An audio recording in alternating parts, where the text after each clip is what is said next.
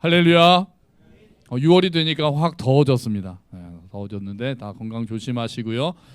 예전에는 교회 이름을 지을 때 보통 어떤 글자를 많이 넣냐면요, 뭐 중앙, 기억나시죠? 옛날 중앙. 또 많이 넣었던 이름이 제일입니다. 제일.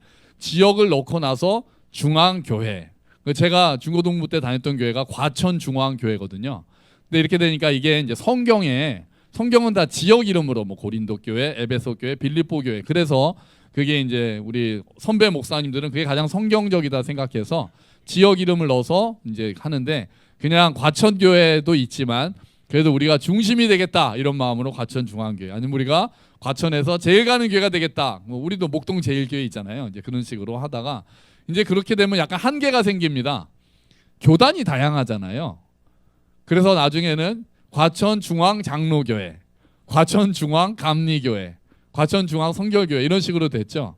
자, 그러다가 교회가 점점 많아지고 시대가 바뀌면서 이제 사람들이 좀 더 현대식으로 이름을 짓기 시작합니다. 이제는 교회가 지향하는 가치관을 담아서 교회 이름을 짓기 시작하는 거죠. 제가 신정사동 교동협의회에 제가 이제 소속이 되어 있는데요. 지도가 있어요. 교회 지도가 있습니다. 그래서 이제 신정사동에 있는 교회 이름들을 쭉 봤거든요. 보니까 이제 아주 전통적인 그런 신정제일교회도 있고요. 보통 보니까 하늘문 교회, 첫사랑 교회, 첫사랑 교회, 이것도 괜찮죠? 되새김 교회, 좀 독특하더라고요. 되새김 교회, 말씀을 되새긴다는 의미일 것 같고요. 그리고 늘 기쁜 교회, 또 좋죠. 참된 제자 교회, 이것도 좋습니다. 제가 봤던 교회 이름 중에 이제 신정사동은 아닌데 남부순환로를 차를 타고 가다 보면은 깜짝 놀라게 되는 교회 간판이 하나 보입니다. 이겁니다. 사막의 길 있다 교회. 제가 이 간판을 보는 순간 저기 목사님 한번 뵙고 싶다. 어떤 정신세계를 가지고 계실지 굉장히 독특하잖아요. 사막의 길 있다 교회. 그냥 문장을 넣어서 교회 이름 만든 것도 신기한데 사막의 길 있다 교회. 어떤 마인드를 가지고 계시는지 궁금합니다. 뵙고 싶은 마음이 있어요. 하지만 물론 최고의 교회 이름은 뭡니까? 함께 걷는 교회. 그렇죠. 함께 걷는 교회죠. 원영자매 가족이 우리 교회에 오게 된 이유 중에 하나가 교회 이름이 좋아서라고 제가 들었거든요. 동네 교회 이름을 검색하다가 함께 걷는 교회라는 이름을 보고 이 교회 이름 괜찮네. 그래서 저희 교회 홈페이지 들어와서 설교도 듣고 하다가 결국은 이렇게 같이 됐단 말이죠. 교회 이름 잘 지었다니까요. 갑자기 교회 이름 제가 꺼낸 이유가 있어요. 그러니까 문제는 교회 이름이 중요한 게 아니라 교회가 그 이름에 걸맞은 교회가 되고 있느냐가 중요한 거 아니겠습니까? 늘 기쁜 교회는 정말 늘 기쁠까요? 첫사랑 교회는 정말 하나님에 대한 첫사랑을 계속해서 간직하고 있을까요? 물론 제일 중요한 질문은 이겁니다. 우리는 정말 주님과 지체와 이웃과 함께 잘 걷고 있는 교회일까? 그건 우리가 날마다 물어야 되는 질문이기도 하죠. 사실 기도 제목이기도 하고요.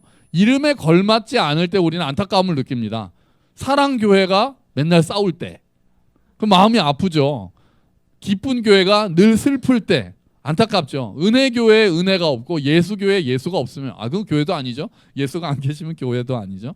그러면 이제 우리가 안타깝잖아요. 그런데 오늘 본문에 그 이름에 걸맞지 않은 그런 실제 모습을 보여주는 연못이 하나 등장하는 겁니다. 그 이름이 바로 베데스다 연못입니다. 오늘 우리가 볼 때 5장 2절이죠. 베데스다라 하는 못이 있는데 이 베데스다의 뜻이 뭐냐 하면은 은혜의 집입니다. 은혜의 집, 자비의 집. 베데스다의 뜻이 그래요. 그런데 그곳에는 사실 들어가 보면 은혜가 없었고 자비가 없었습니다. 자, 이 이름이 뭐냐? 자, 은혜의 집인데 이 베데스다 연못에 사람이 많이 몰려 있었습니다. 사람들이 쫙 모여 있었어요. 그 이유가 특히 모여 있는 사람들을 보니까 성경에 보니까 앞을 못 보는 사람, 그리고 다리가 불편하신 분, 그리고 혈기 마른 사람, 중증 환자들이 그 연못에 모여 있었습니다. 그리고 모여서 막 그냥 얘기만 하는 것이 아니라 이 사람들이 뚫어지게 쳐다보는 것은 바로 연못이었습니다. 못을 뚫어지게 쳐다보고 있는 거예요. 제가 생각할 때는 밥 먹을 때도 밥을 먹으면서도 연못에서 눈을 떼지 않았을 것 같습니다. 잠을 잘 때도 한쪽 눈은 뜨고 잤을 것 같습니다. 아니면 당번을 세워서 가족이 같이 가서 야, 너 연못 잘 보고 있어, 내가 자는 동안에, 그랬을 것 같습니다. 왜냐하면 전설이 하나 내려오기 때문이었어요. 그 전설은 뭐냐? 가끔씩 천사가 내려와서 물을 휘젓는답니다. 그 물이 막 부글부글 한다는 거예요. 그걸 보고 제일 먼저 빡 들어간 사람은 병이 낫는다는 거예요. 와우. 자, 그래서 이 전설 같은 이야기를 믿고 수많은 환자들이 그 베데스다 연못가에서 진을 치고 뚫어지게 쳐다보는 거예요. 이게 정말 사실일까요, 이 전설이요? 글쎄요. 잘 모르겠어요. 그냥 천사가 그런 일을 할까? 하나님이 천사를 시켜서 그런 일을 하실까? 저는 아닐 것 같다는 쪽에 한 표를, 6월 3일 날 한 표를 아닐 것 같다는 쪽에, 저는 생각할 때는 야, 이거 장사꾼들이 지어낸 거 아닌가? 거기에 이제 막 식당도 세우고 그러지 않았을까? 이제 제 생각에는 그냥 그렇습니다. 그냥 뭐 어쩌면은 어떤 사람이 그 물에 들어갔다가 좀 몸이 깨끗해져서 나았을 수도 있고요. 잘 모르겠습니다. 그래서 예전에 이제 어떤 주석들은 거기가 간헐 온천이었다라고 설명하는 분들도 계셨습니다. 그래서 가끔씩 온천이 부글부글 유황 온천이 끓었다는 거예요. 그래서 그때 들어간 사람은 피부병이 좀 나아지거나 그랬지 않았을까라고 추측을 합니다. 다 추측입니다. 어쨌든 사람들은 그 전설을 믿고 다 거기에 모여 있었습니다. 그러면 여러분, 이 연못은 정말 은혜의 집이라고 말할 수 있을까요? 병이 나으니까요? 은혜의 집인가요? 아니죠. 그렇지가 않죠. 치유가 일어나지만 은혜의 집이라고 할 수 없는 것은 한 글자가 들어가 있기 때문입니다. 뭐냐면은 먼저입니다. 먼저 들어가는 사람. 물이 막 부글부글할 때 들어가는 모든 사람이 다 낫는다. 아, 그러면은 은혜죠. 그러면 은혜의 집입니다. 근데 그게 아니라 물이 동할 때 먼저 들어가는 사람은 어떤 병이 있는지 낫는다면은 나머지는 전부가 다 패자가 되는 거죠. 모든 사람은 패배자가 되고 1등만 기억하는 더러운 연못이 되는 겁니다. 여러분, 어떻게 되겠습니까? 그러면 제일 먼저 들어가는 한 사람만 낫는다 그러면 그 연못의 분위기가 은혜가 풍성한 분위기일까요? 그러지 않죠. 살벌하죠. 당연히 그러지 않겠습니까? 내가 먼저 들어가는 것도 중요하지만 그에 못지않게 중요한 건 뭡니까? 내 옆에 있는 사람이 나보다 먼저 못 가게 하는 거. 그게 굉장히 중요하잖아요. 그러니까 모두가 경쟁 상대인 거죠. 그 둘러 있는 사람들이. 어쩌면은 평소에는 뭐 막 내가 당신은 어떻게 왔어요? 어디가 아프세요? 하면서 막 이럴 수도 있는데 물이 조금이라도 뭐가 찰랑하는 소리가 들렸다 하는 순간 당신 먼저 가세요 할 사람이 어디 있습니까? 밟고 가죠. 아까 보니까 앞이 안 보이는 사람 모여 있다고 그랬잖아요. 시각장애인들이 어떻게 물로 뛰어갑니까? 다리 불편하신 분이 있다고 그랬잖아요. 어떻게 갑니까? 나머지 사람들은 그냥 밟고 지나가지 않겠어요? 넘어지고 밀치고 소리 지르고 아수라장 아니겠습니까? 물이 조금만 찰랑했다 그러면 거기는 아수라장이 되지 않았겠습니까? 거기가 어떻게 은혜의 집이라고 할 수 있겠습니까? 은혜의 집에는 은혜가 없었던 겁니다. 가장 은혜와 거리가 먼 곳이 그 한 명만 낫는다라는 전설을 가지고 있는 베데스다 연못이 되었던 거죠. 여러분, 지금 우리 사회가 혹시 이와 비슷해지고 있는 건 아닐까요? 베데스다 연못처럼 되고 있지 않을까요? 어린 시절부터 우리 아이들이 살벌한 경쟁에 내몰립니다. 얼마 전에 나왔잖아요. 3세 과외반 들어보셨죠? 3살짜리 애들이 과외 받는다는 얘기 들어보셨죠? 이유는 어디에 입학하려고요? 영어 유치원에 입학하려고. 5살부터 들어가는 영어 유치원에 입학하기 위해서 3살에 과외를 받는다는 거예요.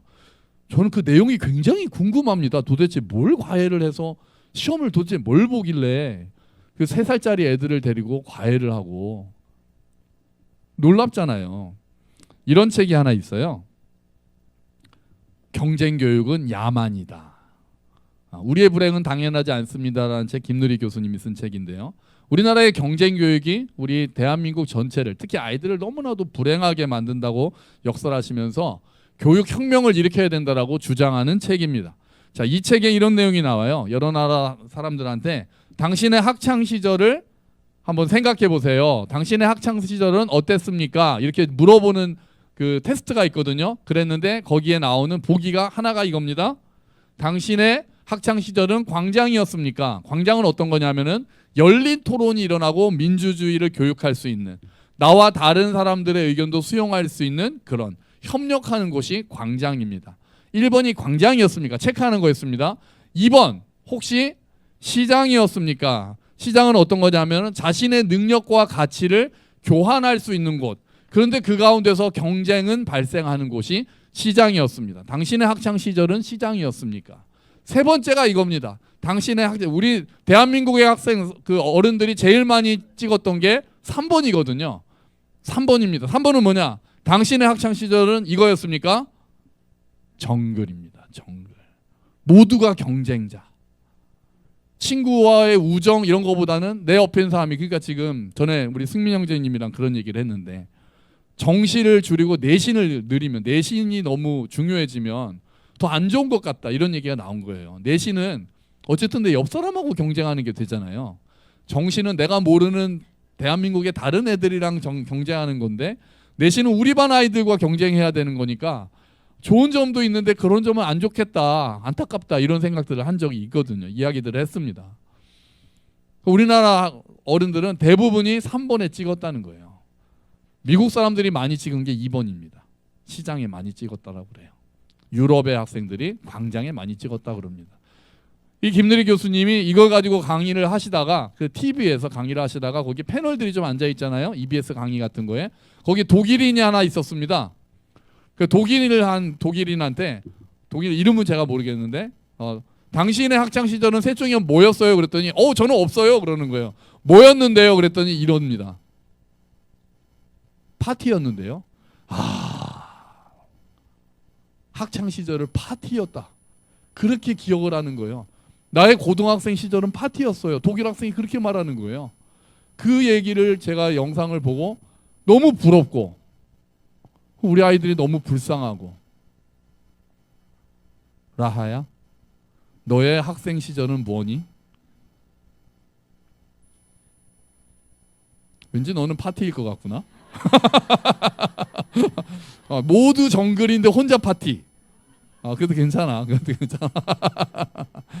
공부하고 싶은 마음 들게 해달라는 기도 제목이 응답이 돼서 이제 마음이 생겼대잖아요. 근데 그 마음만 생긴 게 아니라 잠도 생겨서 걱정이라고 지금 오늘 기도 제목에 있습니다. 네. 너무 교육이 다르잖아요. 너무 달라요. 독일의 독일의 교육을 이제 70년대, 50년대 전후에, 전쟁 후에 그 기초를 놓았던 사람이 아도르노라는 철학자인데, 그분이 주장했던 명제가 경쟁 교육은 야만이다라는 거예요. 그래서 그 제목, 거기 그 명제를 따서 책을 내시면서 여러 가지 이야기들을 합니다. 강추입니다, 강추. 우리 학부모들은 특히 꼭 보고 우리나라 교육혁명이 정말 일어났으면 좋겠어요. 네. 물론 어느 정도의 경쟁이 없을 수도 없죠. 또 경쟁을 통해서 발전하는 부분이 당연히 있습니다. 하지만 지금 한국 사회는 과도한 경쟁으로 인해서 모두가 패배자가 되는, 의문의 일패를 다 당하고 있는 거예요.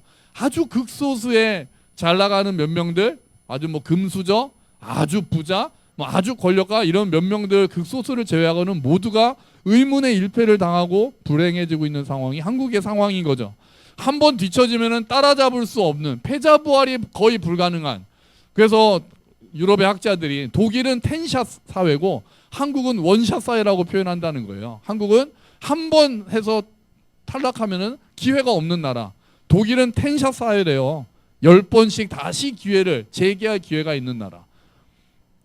너무 좀 안타까운 거죠. 내가 뭐를 좋아하는지 생각해 볼 시간도 별로 없이 남들이 뛰면 일단은 무조건 뛰어야 되는 곳. 한국 사회가 그런 모습이 많이 되어 있습니다. 그러다가 각자가 살아남기에 지쳐서 더 약한 사람을 돌아보는 거를 버거워할 수 있는 곳. 이제 버거운 곳이 되고 있는 곳이 베데스다 연못이었고, 지금 한국 사회도 그런 사회가 되고 있는 게 너무나도 아픈 거죠. 지금 경기가 어려워지니까 더 다른 사람을 돌아볼 수 있는 마음들이 작아집니다. 어쩔 수 없잖아요. 내가 너무 힘드니까 다른 사람들에 대한 여유가 많이 사라집니다. 그래서 다들 화가 나 있어요. 이번에 정치 대선 토론이나 그 유세나 이런 거 보면은 다들 굉장히 화가 나 있잖아요. 합리적으로 정책을 가지고 얘기하기보다는 화가 나 있는 상태에서 약점을 잡고 부정적인 얘기를 하고, 서로 그걸 통해서 내 지지층이 나를 더 지지하게 만들고 상대는 더 나를 욕하게 만들고, 이렇게 해서 더 자극해가지고 서로 싸우고 있는 그런 일들이 너무나도 많이 일어나잖아요. 여러분, 경쟁에서 이길 수 있을까요? 아니, 이기면 행복은 보장될까요? 좋은 대학에 들어가면 행복이 보장됩니까? 대기업에 들어가면 노후까지 다 보장되나요? 고시에 합격하면 다 행복해지나요? 그렇게 살아남고 그렇게 경쟁해서 다른 사람 넘어뜨리고 올라가면, 그러면 이제 고생은 끝이고 행복이 되어 있을까요? 그러면 그렇게 이기기 힘든 사람들은, 가난한 집에서 태어났거나 몸이 약하거나 마음이 약하거나 공부를 잘 못하거나 그런 사람들은 영원히 행복해질 수 없는 걸까요? 아니죠. 그건 세상의 거짓말입니다. 세상의 거짓말이에요. 우리는 다른 꿈을 꾸는 사람들입니다. 적어도 그리스도인들은 그 거짓말에 넘어가서는 안 됩니다. 은혜가 없던 곳에 은혜가 없는 은혜의 집 베데스다 연못에 은혜가 찾아옵니다. 누가요? 예수님이 오셨습니다. 예수님은 베데스다 연못에 가셔서 38년 동안 되어 있던 병을 앓고 있어서 거기서 물만 쳐다보고 있었던 한 사람을 봅니다. 그 병이 오래되었다는 것을 아시고 물어보십니다. 갑자기 훅 들어가십니다. 네가 낫고자 하느냐? 낫기를 원하십니까? 이거 물으나 마나한 질문 아닙니까? 지금 거기에 모여있는 사람 중에 그거 없는 사람이 어디 있어요? 아마 그 사람의 소망을 다시 한번 되새기는 그런 확인하는 질문이고 어쩌면 그 사람을 위로해주는 질문이었을지도 모르겠습니다. 근데 그 사람은 네, 낳고 싶습니다라고 얘기하지 않습니다. 이것도 안타깝습니다. 이렇게 얘기합니다. 7절. 우리 네, 정말 낳고 싶습니다. 그래야 될 것 같잖아요. 근데 7절에 다르게 이야기합니다. 한번 읽어볼까요? 병자가 대답하되 주여 물이 움직일 때 나를 못에 넣어주는 사람이 없어 내가 가는 동안에 다른 사람이 먼저 내려가나이다. 아멘. 아이고야. 병자는 자기가 낫기 위해서는 자기가 먼저 들어가야 된다라는 시스템 안에서 생각하고 있습니다. 그래서 네, 낫고 싶습니다라고 얘기하는 것보다 그 말은 생략하고 내가 먼저 들어가야 되는데 다른 사람이 먼저 들어가요. 나는 움직일 수도 없어서 내가 먼저 들어갈 수가 없습니다. 굉장히 패배주의에 사로잡혀서 그런 말들을 합니다. 경쟁에서 이겨야만 병이 나을 수 있는데 나는 그 경쟁에서 이길 수 없습니다. 그 시스템 안에서 이야기하고 있습니다. 결국 아마 병자는 예수님께 뭐를 요구하는 겁니까? 혹시 시간이 되시면 나를 들어서 제일 먼저 좀 넣어주시면 안 될까요? 그렇게 나를 도와주시면 안 될까요? 그런 부탁을 은근히 하고 있는 겁니다. 베데스다에서 경쟁에서 이기게 해달라고 부탁하고 있는 모습을 보이고 있는 거죠. 그렇게 해야만 병이 낫고 내가 행복할 수 있다고 생각하기 때문이죠. 여러분, 그런데 어쩌면 우리도 이렇게 기도하고 있는 건 아닙니까? 경쟁에서 이기게 해달라고. 그러지 않을까요? 우리 옛날에 많이 했던 기도 기억나시죠? 머리가 될지언정 꼬리가 되지 말게 해달라고 기도하잖아요. 그 기도 많이 했거든요. 물론 성경에 있는 구절이지만 그 기도는 우리 아이들이, 자녀들이 학교에서 경쟁에서 이기게 해달라고, 우리 취업을 준비하는 청년들이 경쟁에서 이기게 해달라고 그렇게 기도하는 거죠. 나를 먼저 물속에 집어넣어 달라는 베데스다 연못에 38년 된 병자와 크게 다르지 않은 기도를 하고 있을지도 모릅니다. 그런데 예수님께서는 완전히 다른 세상을 말씀하십니다. 뭐라고 하십니까? 한번 볼까요? 자, 예수님께서 말씀하십니다. 8절입니다. 읽어봅시다. 예수께서 이르시되 일어나 내 자리를 들고 걸어가라 하시니 아멘. 아멘. 자, 와우. 완전 차원 자체가 다른 이야기를 하시는 거예요. 주님, 나 여기 경쟁에서 이기게 해주세요. 나 여기 제일 먼저 들어가서 병이 낫게 해주세요. 그랬는데 예수님이 뭔 소리냐? 그냥 지금 일어나서 자리를 들고 걸어가라고 하시는 거예요. 그러자 그 병자가 벌떡 일어나서 자리를 들고 걸어갑니다. 할렐루야. 아멘. 아멘. 여러분, 은혜의 집에 드디어 은혜가 임했습니다. 근데 놀랍게도 병자가 믿음을 보인 것도 아니에요. 이게 독특합니다. 우리는 내 믿음이 너를 구원했다만 우리가 많이 생각하잖아요. 이 병자는 예수님이 누군지도 몰랐고 관심도 없었고 예수님을 믿는 믿음도 없었고 아무 생각이 없었는데 은혜가 임했어요. 아무 믿음도 없는데 그냥 병이 나왔다니까요. 그것은 하나님의 은혜는 이렇게 우리가 제한할 수 없다는 걸 알려주는 그 샘플이에요. 그 모습이에요. 이러면 하나님의 은혜가 임해. 그런 거 잘 안 맞습니다. 하나님의 은혜는 하나님의 자유에 따라 주권적으로 임하거든요. 하나님께서 우리에게 우리가 이렇게 할 때 하나님의 은혜가 임한다라는 조건과 그 반응도 있지만 그게 안 맞는, 딱 들어맞지 않는 것들이 있는 거예요. 지금 예수님께서는 가장 놀라운 은혜의 모습을 보여주고 계시는 거예요. 여러분, 예수님은 경쟁에서 이기게 해주시는 정도의 분이 아닙니다. 우리 예수님은 우리가 경쟁에서 이겨서 이 땅에서 좀 더 잘 살게 해달라고 빌 만한 그런 대상이 아니세요. 경쟁을 뛰어넘는 꿈을 꾸게 하시는 분이고 세상과 다른 방식으로 세상을 이기게 하시는 분이에요. 예수님은 십자가로 세상을 이기셨거든요. 그런데 그 길이 행복하다고 말씀하시는 거예요. 여러분, 예수 믿으면 만사 형통합니까? 예수 믿으면 부자 됩니까? 예수 믿으면 병이 나요? 예수 믿으면 병이 안 걸립니까? 그럴 수도 있지만 그렇지 않을 때가 제가 보기엔 더 많습니다. 하지만 예수님을 제대로 믿으면 부자가 되지 않아도 부요할 수 있습니다. 예수를 제대로 믿으면 부자가 되지 않아도 자유와 자존감을 회복할 수 있습니다.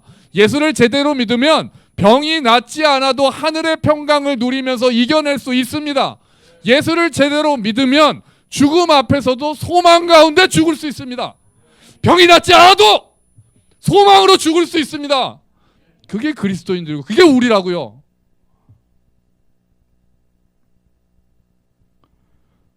바울은 그리스도인의 정체성에 대해서 이렇게 이야기합니다. 고린도후서 6장 10절 말씀인데요. 우리 한번 같이 읽어볼까요?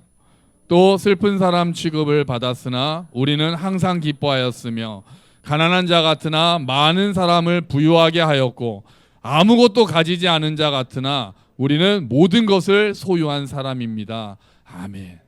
우리는 이런 사람들입니다, 여러분. 아무것도 가지지 않은 것 같지만 사실은 모든 것을 소유한 사람들입니다. 예수님을 믿는다는 것은 예수님을 나의 욕망의 도구로 또는 나의 램프의 요정으로 삼는 것이 아닙니다. 예수님을 나의 수호천사로 삼아서 이 세상의 경쟁 시스템에서 이기게 해달라고 예수님을 믿는 게 아닙니다. 예수님을 믿는다는 것은 예수님을 나의 주인으로 모신다는 겁니다. 그리고 그분이 인도하시는 걸음을 따라가겠다라고 고백하는 것입니다. 때로 예수님은 우리를 경쟁에서 이기게 하시기도 할 겁니다. 그럼요. 우리가 또 열심히 일할 때 그에 따른 결과를 내게 하실 겁니다. 하지만 때로는 이기게 하시겠지만 때로는 지게 하실 겁니다. 그래서 오히려 하나님을 더 의지하는 법을 배우게 하실 겁니다.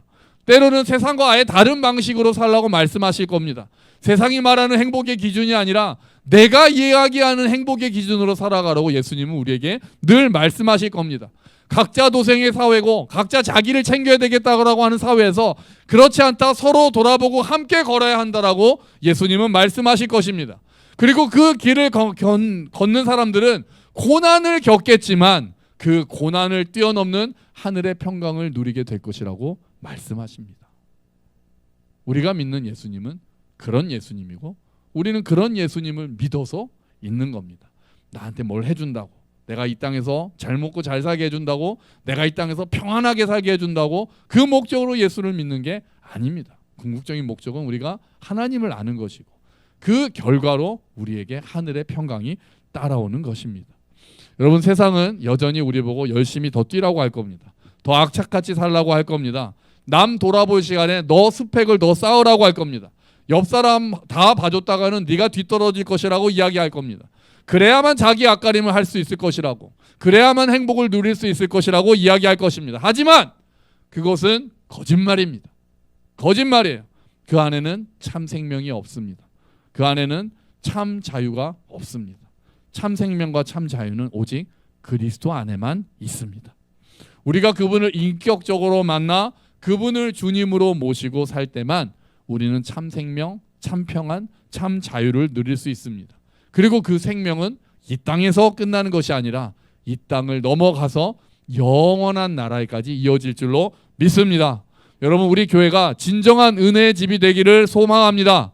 예수님 없이 종교 생활을 이어가는 곳이 아니라 예수님이 생명이라는 복음을 말하고 그 복음을 누리고 예수님과 인격적으로 만나 그 예수님과 동행하는 교회가 되기를 소망합니다.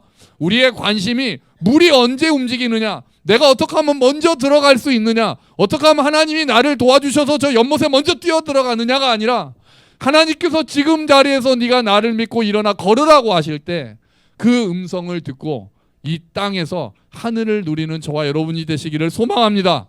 은혜가 없었던 은혜의 집 베데스다 연못에 절망 가운데 살아가던 병자에게 찾아오셨던 주님께서 오늘 우리에게도 찾아오십니다.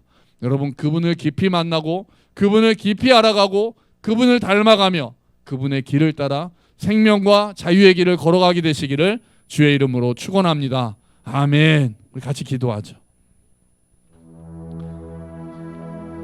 주님, 베데스다 같은 세상에서 우리가 어떻게 은혜를 경험할 수 있을지를 고민합니다. 주님, 그 경쟁에서 이기게 달라는 것을 넘어 다른 꿈을 꾸게 하시고 정말 하늘의 평강 예수님을 다 알아가게 하시옵소서. 우리 같이 기도하겠습니다.